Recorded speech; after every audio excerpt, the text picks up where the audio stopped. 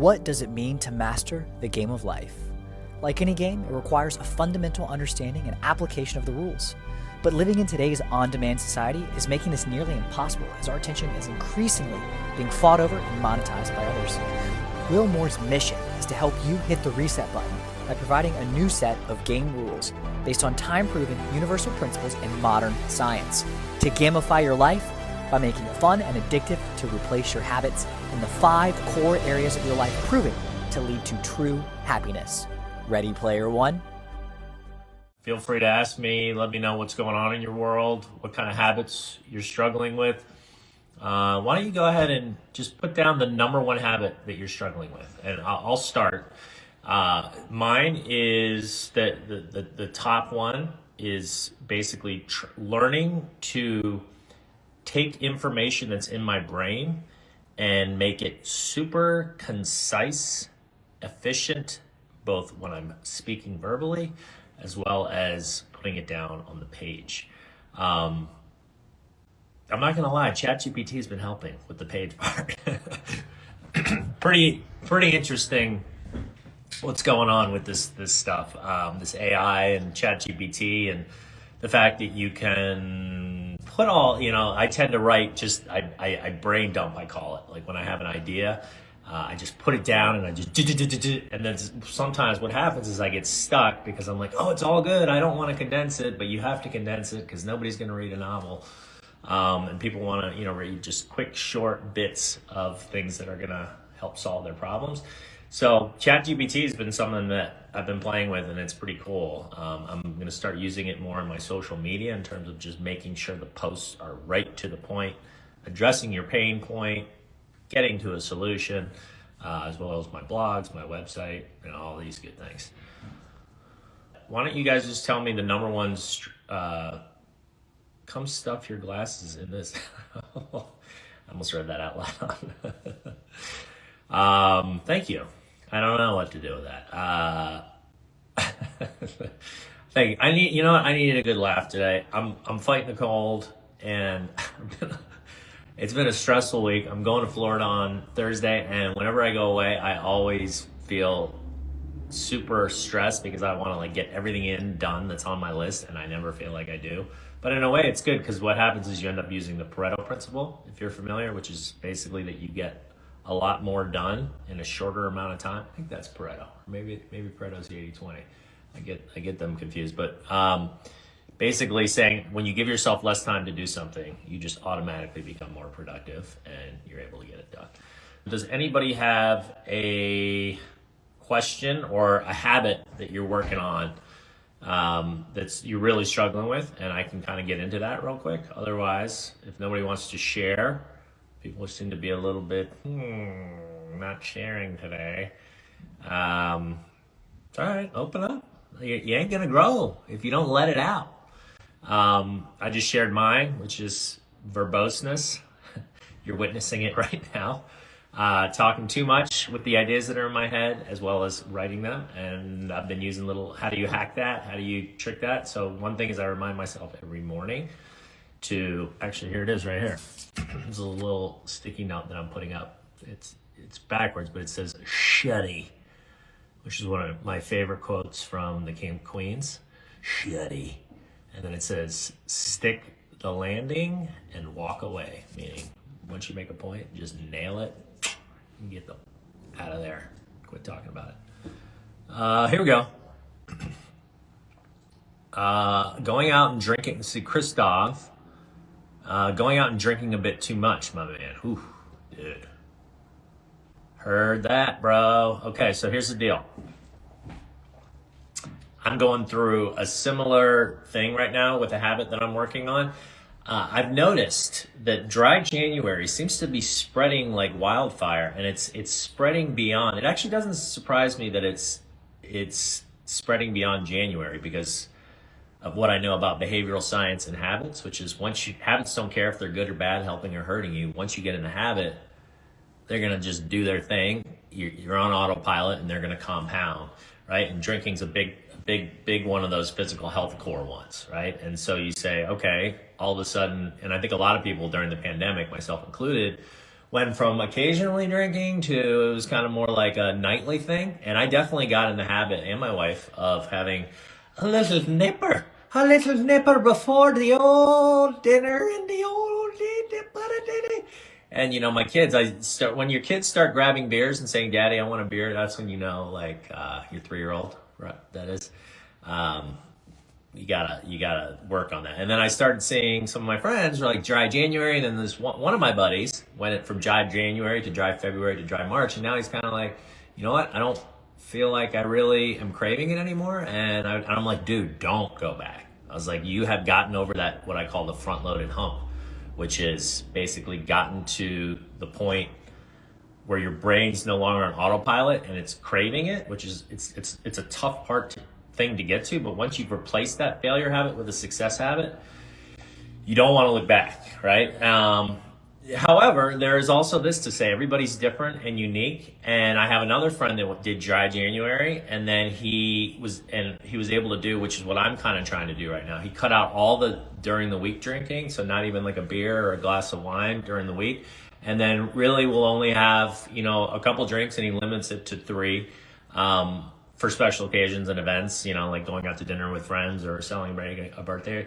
And to me, that's okay, but if you're an alcoholic and you have that gene, for some people it is all or nothing. So you just need to be aware of that.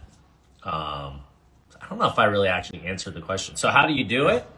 How do you actually build that habit? Well, I like to hear it. Here it goes. You got to do what, people? You got to use behavioral science to make it obvious, to make it easy, to make it satisfying, attractive, rewarding. Right? So how are you going to do that? Well, you got to use your personal DNA. You've got to use, I can't tell you I guess I can give you the example of what I do. And then the idea is you would then look at your own self, your own strengths, your own passions, your own preferences, schedule, lifestyle. All these things come into play when you're choosing your habit. And what I want, the goal here is to get you to your golden habit. Okay? And a golden habit is a habit that's ideal for you. Not for me, not for this guy over here or this gal over here, but for you. How? Because it's customized to your DNA. The friction is already reduced because it's something you already enjoy, have fun doing, is naturally rewarding. All right, so let me give you an example.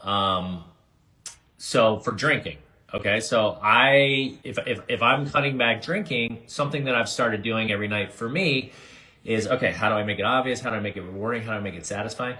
When I start to get that itch, which does happen, it's going to happen until you break the habit, right? Because you're used to, my routine would be I would finish my day, I would sit down and have dinner with the fam, and I would, grab a beer or grab a glass of wine and drink and, kind of de-stress from the day. And that was like my nice, like my dopamine hit that I was getting. Now, it didn't happen overnight, but what I did is every time I would get that craving, I would immediately go up. This is This is because you think you're bored. And this isn't actually real. You think you're bored, but you're not bored. And what can you pivot to? What else can you do in this moment to fill that feeling? Okay. And so for me, I literally just think of asking my kids questions and interacting with them in some way at the dinner table, because then I'm filling my brain with dopamine, hearing about their day. We do our peaks and valleys every single day. What was your peak? What was your valley? Valley being not, a bad thing, sure, something bad that happened, but what the most important thing is, what did you grow from? How did you fail forward? How did you, how are you going to gain momentum from it? And by the time I finish dinner, and once that's over, so I've distracted myself, right? And I've created a nice, pleasurable, dopamine-filled experience with my family. And then that moment's passed for where I used to have that drink, and it's gone. And it actually, I don't have it. Like, that was my time and place, right? But for you, when is your time and place? Like, when do you have that drink? Like, when do you crave it? And what can you replace it with? Because here's the deal, guys. Willpower, she don't work. She do not work. She will always run out of gas. Willpower is just made on fluffy air. And there's a reason why diets are a gazillion-dollar industry because they're based on willpower. And you stop, you try to like trick your brain into going, okay, we don't need this. We got to stop this for a while, but eventually your brain's always going to win out. So what you got to do instead, this is so important, you got to replace whatever that failure habit is with a success habit, okay? Something that will actually,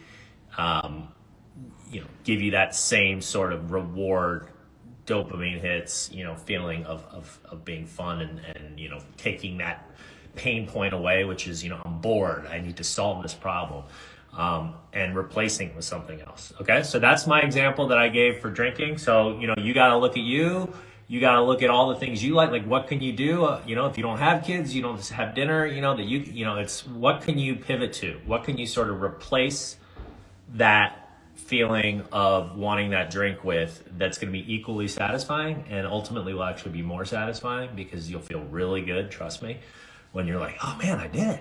Like I replaced that and I'm just as happy and I feel even better and now I didn't just deteriorate my health by drinking.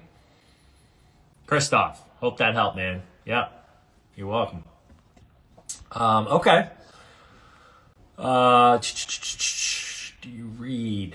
Let's see, Devesh, say good for habit that will be nice of. I don't understand that one. If anybody has any other questions, otherwise we can keep this one nice and short. I think we kind of addressed a nice little habit and a way to gamify it. Find your golden habit. Oh, one other thing, right? So the golden habit and the gamification, I'm going to get more into this in my social media. I'm going to start talking more about it and clarifying it. It's a little confusing. I use this thing called the habits hierarchy. And it's basically figuring out the perfect habit for you, for your DNA and your personality, versus just taking that advice from the latest influencer because that's what they do, because that's not how it works. That's not how life works. Like you have to customize it. And so your golden habit, just to kind of clarify that concept, is figuring out what the habit is that's like you like doing the most, is most fun and enjoyable naturally for you. Like, so for instance, if I wanted to start working out, I would, this is something that actually happened. I was like, I need to get moving more. I joined a basketball league because I love basketball. I can play for hours, be drenched in sweat, not even feel like I'm working out. And so that's naturally a golden habit that I can develop where I'm like, okay, friction is already reduced. Like I want to do that.